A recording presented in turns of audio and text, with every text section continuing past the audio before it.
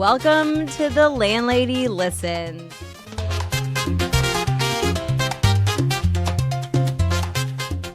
The podcast where we talk all things real estate, development, and the mindset it takes to build your dream life. Okay, hey guys. It's Landlady. I'm your host, Meg Hayden, real estate broker, new construction expert, and a believer in making big visions into a reality. So if you're ready to build it, dream it, and live it, let's dive in.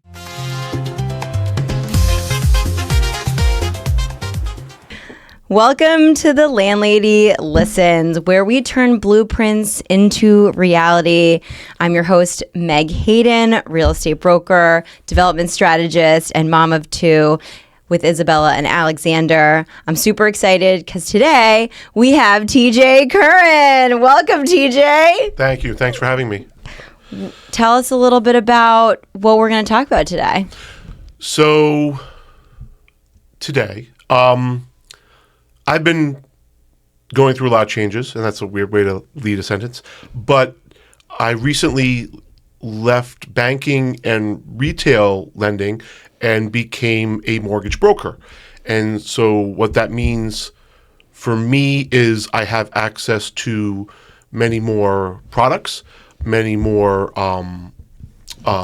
different outlets for different products in different ways to better serve clients. Serve clients with faster turn times, better rates, and more niche products. And I think what we want to talk about, because I think your audience is developers and flippers and people who are investors, is we want to probably talk about some of those niche products, right? So some of the ones that are exciting to me, because I've never had access to them, excuse me, is it's a program called Fix and Flip, which allows flippers to get their money and do the flip and then sell it without prepayment penalties or anything that goes with it. And because I'm not a hard money lender, because I am a broker, the rates are lower, the costs are lower, and the qualifications or kind of parameters are a little bit better. And I think we can go into the details on that. And also a product called DSCR, which for investors, if you're trying to build a portfolio quickly, it doesn't take your income into consideration. We just look at your credit and the rent. And if the rent sustains the mortgage payment, then you're good to go. All right, awesome. So let's dive into both of those. Sure. So for flippers, typically they're looking at hard money lenders to fund the project. Typically. So how are you guys different in that aspect? So, good question. And there are pros and cons. I'm going to go over both of them. So the pros are we can lend, for someone with over 720 credit score, we can lend up to 95% of the cost to acquire the property, and then 100% of the rehab. So the cost to acquire, though, like what that means to purchase the property. So let's give numbers so it makes it easier for us to understand. If you're looking at $1 million, let's say $1 million. We would lend $950,000 of that, and then 100% of the cost of the rehabs. Now, this is for someone who is a flipper who does 3 to 4 a year and has done that for the last 3 years, who has a 720 credit score or better. So those are the parameters. So you have to be experienced. Correct. And you're doing 100% of the construction? Correct. For those that qualify, it would be 100% of the cost. And again, the things that we're looking at ARV. So what's ARV? ARV is the after repair value. So after repair value is you got this house for hopefully less than what it'll be worth once you fix it up. And definitely, hopefully. Right. And obviously the ARV, we want to be as high as possible because we want the ARV to be at or around 75% or less. So 100% of the cost to acquire, then, 95% of the cost to acquire, 100% of the rebuild, and all of that adds up to 75% or less of the ARV, or after repair value. Okay. So you're saying $1 million is always an easier number. So we do $1 million.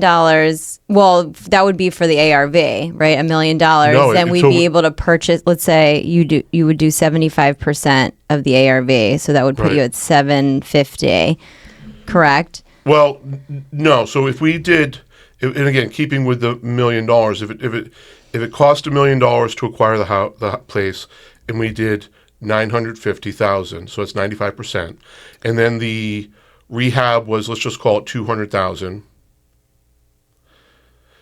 Then 75% ARV would be, the house would have to be worth 1.534. Okay. After that, so again, at least you're walking away with 25% as the flipper. Correct. And the bank wants to make sure that that's actually happening. Correct.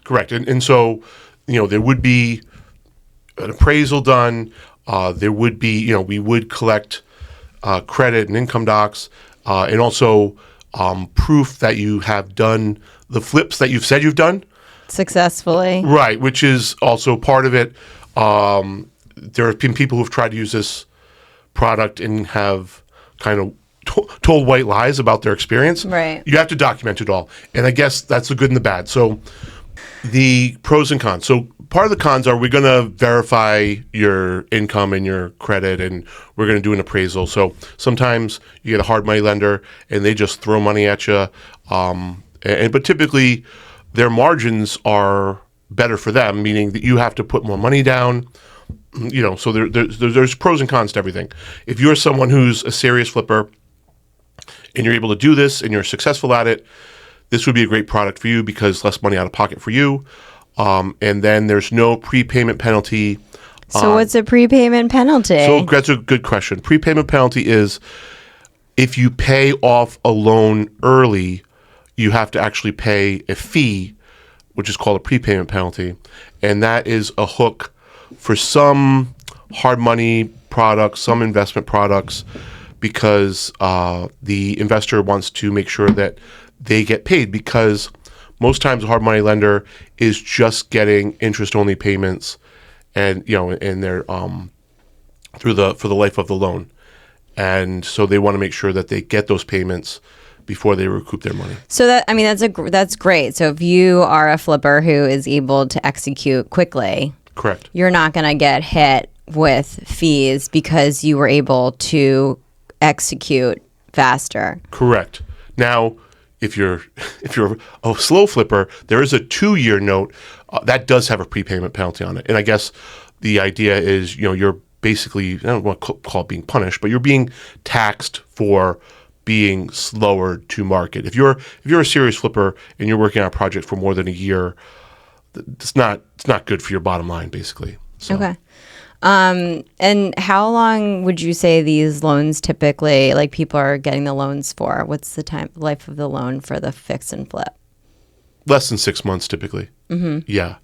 And it typically takes less than a month from start to finish, as long as we get your docs. And again, this is, we're looking for, closing disclosures on your last few flips for the last few years. So you identify, let's say you're a flipper, you identify a property, even if it's on or off the market, it's going to take you about 30 days to be able to get into that property. Is that correct? Less than 30 days. Okay. Sure. So, and that's the typical life of a contract. I think, there are a few instances where it goes faster, and we can do that faster. I had someone reach out to me and ask me if I could do it in 13 days, and I thought we could. And then they dropped the ball, so we kind of punted on that. But well, it's always dependent on when you get all the documents. Correct. But it's a pretty fast process because we're just looking at how qualified the flipper is in doing flips. Of course. Yeah. But if you need any help finding properties that need to be flipped, we are more than happy to help you doing that. I am definitely, because it's your girl Meg Hayden. Yeah, I feel like there's not a ton of flips on the market right now. Correct. I think there's going to be more. Correct. So I think that this would be a great option. I actually just had a client, not a client, a friend, colleague. He's an investor. He did something called I think it's like innovation loan, where essentially he talks to a seller, says, I'm gonna flip your house, but I'm not gonna take title. I'm gonna put a really large deposit down. I'm gonna do all the repairs, and then I'm gonna bring it to market. I've never heard of that. I know. Well, that's what's that's just what people are doing now. So I thought that was kind of an interesting way to also be able to flip without having a ton of risk, other than all the money that you did put up. But they don't own the property, and they're putting the money up to do it. What do they get out of it? They get the sale. So they don't have to put it in their name. They don't have to close on anything. They do the rehab and they bring it to market, and then everybody, the seller gets paid, he gets paid. But he gets paid. I mean, I guess, how does he make a profit? Who do you mean, the flipper? The flipper guy, yeah. I mean, based off of what he's going to sell it for, his aftermarket. So a house is worth $200,000. This guy comes in and says, "I'm going to put $50,000 into your house. It'll be worth $400,000. We're going to split the difference." I don't even think it's going to be splitting the difference. It's just going to say, I'm going to offer you $250. Yeah, let's say $200 for the house. I'm going to do all the repairs, and then whatever I make a percent. I make the rest of it. So it's like wholesaling, but with rehab involved. Yeah. That seems complicated. It does, but I'm just saying it's something. Right, if people are looking to do some, I feel like the seller at any point could be like, "I just want to keep the house. I don't need to." Well, there's timelines in place, right? So like you have to bring the property to market on X, on this day. You have to have the sale happen on this day. And then, if you don't have the sale happen on that day, then you have to purchase it for whatever you're under contract with me for. Sure. Or whatever. I'm sure there's like a couple extensions if you have, somebody who is under contract with it. But I just thought that was an interesting, if you are looking to flip, there's different innovative, creative ways to do it. And there's something else that it's coming up more and more. And again, in my capacity in the mortgage broker channel as part of Go Rascal, which is the company I joined. Congratulations, broker. Thank you. It's something called Homestyle. It's a Homestyle mortgage. Okay. And what this is, it's Fannie Mae, and it's and for those who don't know Fannie Mae is just a regular conventional mortgage. Most of you out there have a Fannie Mae mortgage. It's backed by the government. It's backed by the government currently. All mortgages. We don't know. All mortgages are currently backed by the government. Fannie Mae and Freddie Mac are the two loans that are known as conventional loans, and those are your typical. You put 20% down or 5% down, or it's for people with good credit. And there's other mortgage products too, but this Fannie Mae Homestyle mortgage is a rehab mortgage. So I have one person in Barrington, one person on the East Side. They both bought their houses for over $1 million in cash, but it also needs a lot of work. So they're renovating it using these mortgage products. And the pros to this is obviously they can finance it up to like the conventional limit, which is over $800,000. So you can, for just the rehab. Yes. Wow. Yeah. So they'll give you the Barrington one. They bought it $950 cash, or I think it was about $950 cash. They're putting $800,000 into it. They're using this Homestyle mortgage, and what it does, the reason it's beneficial is they can finance it, but also there are checks and balances in place, like you said, where the contractor has to perform whatever they say they're going to do on time and on budget too, because we only pad it about 10%. So nightmare stories about contractors don't happen as often when you use these products, because the contractors don't get paid until they do the work they're supposed to do. And obviously they're on a time frame as well, because they want to get it done. They want to get it paid. They want to get paid. So a lot of Rhode Island, Massachusetts, Connecticut, a lot of these houses are grand and the architecture is fantastic, but they need updating. They need work. And obviously, sometimes the more expensive the house, the more expensive the updating. And this is a product that allows people that have the means to buy a house in cash if they want to, and then rehab it up to $800,000. Crazy. Yeah. It's a great product. So tell us about the other product that you were talking about. So there's also a product called DSCR, and that's a product that's been in the market for a while. I feel it's coming back. I'm hearing a lot more about it. It's a non-QM, and the reason is, what is a non-QM? So non-QM, so QM, it stands for quality mortgage, and back after the crash of 2008, there were safeguards put in place to ensure that 2008 doesn't happen again, the crash doesn't happen again. So there are underwriting standards that had to be met. Now, there are some mortgages that make sense to some investors that don't satisfy the quality mortgage guidelines, and that's why it's called non-QM. So these DSCR loans, they're for investors, and they're typically for experienced investors. And we're going to look at your credit, and then you're going to need a down payment. And what's the down payment typically?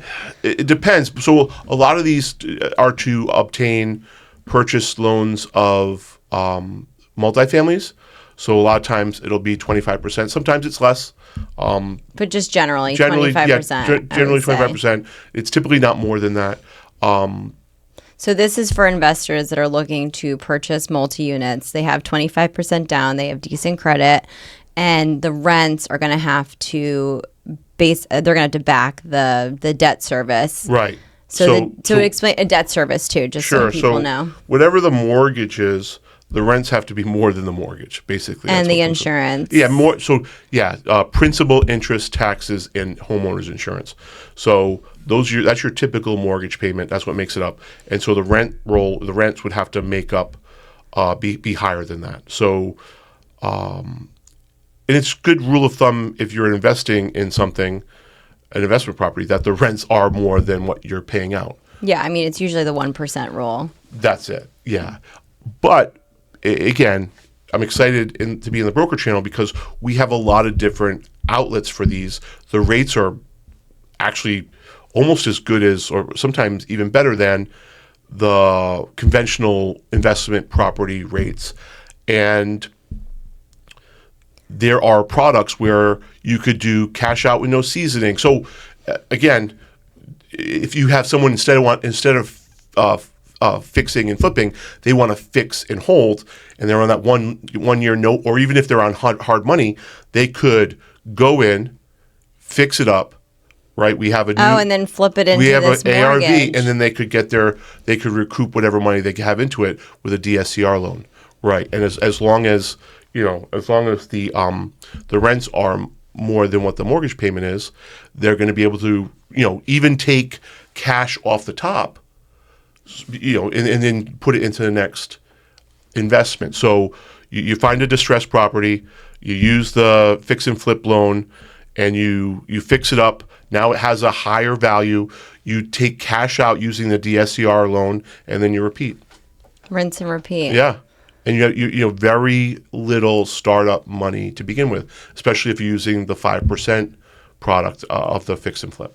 So it's only 5% for the fix and flip? How much down? If you have 740 credit. So 5%? 5% down, right. 5% down. That's you could do something. Yeah, right. If for the right person with the right, I guess you want to have contractors and whatever, or even if you're going to do it yourself, if you have your ducks in a row, you could turn 5% into quite a bit of money with, with a few of these fix and flips flipping into DSCR cash outs. Yeah. And for distribution for the fix and flips, what does that typically look like towards with the contractors? Just tell me about what the process is in terms of even them demonstrating, okay, this is how much this is going to cost. And yeah, I mean, typically most of these products, they're going to be a material draw at the beginning, and it's usually up to 50% of the cost of the materials. And then, as the contractors submit requests, they'll be satisfied up to whatever the budget is. Okay, cool. What else? Is there anything else we need to? Well, and then with the fix and flip, typically there's hard money lending, right? Right. Which you could go and do, which I would assume is a higher percent to put down sometimes. It depends. Right. Probably a higher interest rate. Right. So and typically, then you're paying points. Are you paying points on this? Yeah, there's Okay. points. So typically So points are what? Just so that people know. 1 point is 1% of the loan amount. So, and again, it's all kind of done based on your So if credit it's score and your $100,000, it's $1,000. Yeah, 1 point is $100,000. So yeah, so hard money is typically higher interest rate, higher points, more of a down payment for the borrower. Typically, it's 30 to 40%. And again, there's exceptions to this, and there are flippers and hard money people have relationships where they've done tons of deals, and they just give it to them. Right, they give them money. But for the most part, for someone walking off the street, it's that. And then for this program, the fix and flip program, there's more vetting involved, but lower down payment, lower fees, lower points. And you don't get smacked on the prepaid either. Correct. If you do it. Correct. Awesome. So do you have anything else you want to share specifically? Well, tell us about your new brokerage. Sure. So the company's called Go Rascal, and it's an unusual name, but it's kind of a unicorn in the space. It was founded by a guy named Scott Valens and David, who I'm not going to remember David's last name now, but and Scott was the number one broker and still is the number one broker in loan officer in New York. Mm-hmm. He's located in Brooklyn, and then David is a tech guru who. That's a really powerful combination. It is. Once you get the tech and the real estate. It is. I'm really getting into that lately, and yeah. And so David, I don't know if I don't want to talk about school, but he basically dropped out of MIT Business School, MBA program, to found Go Rascal with Scott, and it's basically. I'm really happy to be there because I'm learning every day. It's all these heavy hitters from, a lot of it is in New York and New Jersey, but we're getting them from all over the country now, and it's starting to grow. And I think we're almost 280, but I think we did 500 million last month in production for the team. And it's kind of nice to just be with other people and other places. It is. Because it just opens up your world a little bit. So I think that's great. I'm the only person, I believe, in Rhode Island, and I think I might be the only person in New England. And the reason I like it from a lending perspective is I've been doing this for 20 years, right? And I've had every position. I've managed retail loan brokerage shop like Movement Mortgage and Fairway, and I've been at banks like Citizens and JP Morgan. So he can't commit.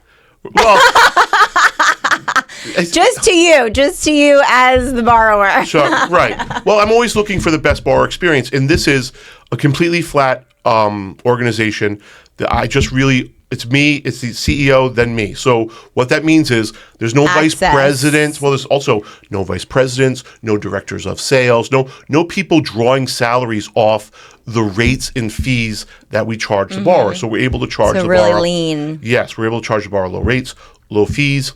And from my perspective, as far as my commission, nothing cuts into that either. There's a $9.95 fee that goes to the house, but other than that, I keep it all. Yeah. Which is amazing. Yeah. I just doubled my salary overnight, basically. Right, just because you're in a new space. Yeah. Yeah. And just because that's their business model. So yeah, and I think I think when you're in real estate, I think it's really, once you've had so many years of experience Right. doing the things, you know what's going to happen, Right. right? we not all the time, but I'm just saying we've seen it all. And so I think it's important there's a certain point where you decide, okay, well, where do I actually want to be? And also just maximize my what I'm taking in with what I'm Right. getting. Right. And for me, the inner office politics and asking a manager for a slightly lower rate because you're competitive. It's all out. I don't need to do it. I can set the rate. I determine basically everything. So this platform probably is not for an inexperienced loan officer. It's probably not for someone who's just starting out, but for experienced loan officers who would, Want to make more money. and be able to offer their clients lower rates. Like a better product. Yeah, right. give me a call, and I'm glad to talk them through it because it's a platform like I've never heard of before, and the way I heard about it was kind of by accident, and I'm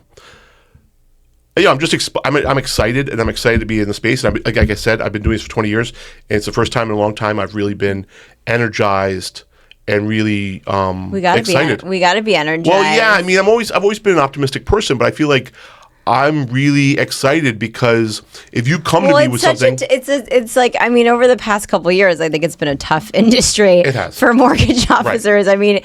It's like a mass exodus, and I think that when that disruption happens, when that come to Jesus moment, right, happens, I think it's an opportunity really to say, okay, what do I want to do? What's going to fit best for me in this point in my life?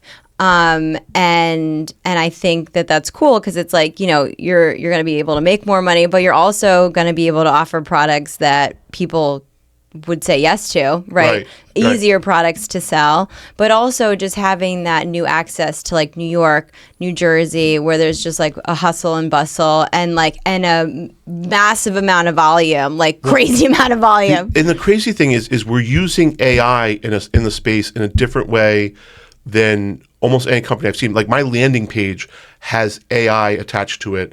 We're developing other products where when I talk to a customer on the phone, it's going to capture the data from the phone call and put it and everything. And that's what I do. I use it's like productive AI. Yeah. And so it allows me to talk to clients, and then it will put into my tasks exactly whatever we talked about, what I said I have to bring to you or get to you, so that I don't forget my ADD brain, and then also reschedule calls and also take notes. That's awesome. So I think leveraging AI and tech, that is really the future about how we're going to find clients, how we're going to serve them better, how we're going to find them the best information. Yeah. So I'm excited about the tech space. I am too, and also in this company, the Go Rascal company, everyone's on a Slack, everyone's on a kind of another site called School, and we're all trading ideas and best practices. Right. Like before I got up and left to come here, and this doesn't have anything to do with me, but I just noticed someone wrote, I have a client in Alaska who works in a mine 2 months a year. Does this lender accept a power of attorney so that he can close while he's in the mine? Which is like one of the most and they had 3 answers, which was crazy to me because just like a whole new world. Right. Well, it's like people have, it's people with the experience, people who have done the reps, and there are people who are experts in different areas where a lot of the companies I've worked in, and this is, I've worked for all good companies, but a lot of the people feel like they have a secret sauce and they don't share what's working. They don't share what the best practices is. And this company seems to be completely open source, which is the way I like to operate. I'm really team oriented, and I like being a part of a team. And when I'm part of a team, I like to share my ideas and share what works. Yeah. And this well, company, the thing is like half the time nobody's even going to do what you say, so it doesn't even matter. You're just sharing, and like there might be one person that might do it for a day. Right. And it's different though because it's not just like, oh, this worked for me. It's more like, hey guys, I have a guy in a mine in Alaska. What do I do? Yeah. And then people kind of reach out and help, which I think is really great. That is awesome. So my last question to you, TJ, is what book are you currently reading or that you would recommend? So the book I'm reading right now is I Regret Almost Everything by Keith McNally. He's a restaurateur in New York who he started Balthazar and other restaurants.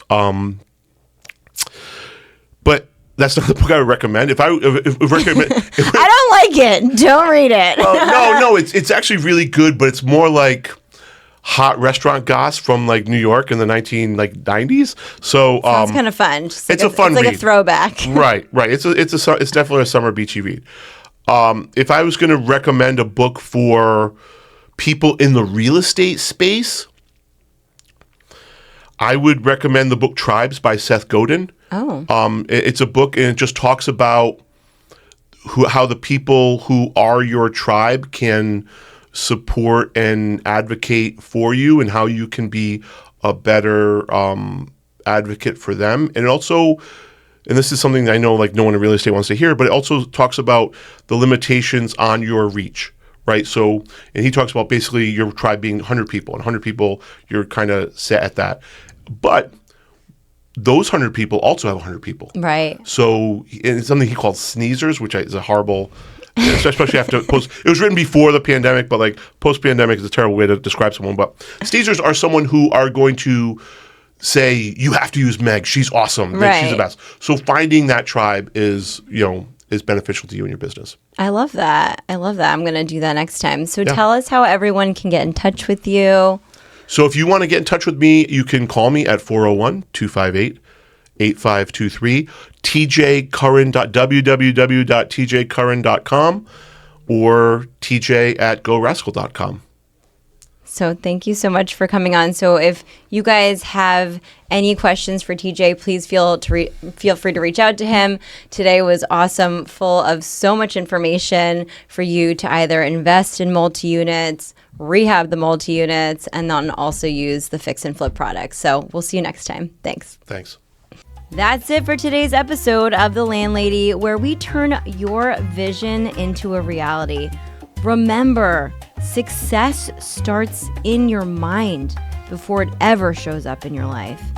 Keep believing, keep building, and more importantly, keep taking action. And until next time, trust the process, bet on yourself, and go create the life that you deserve.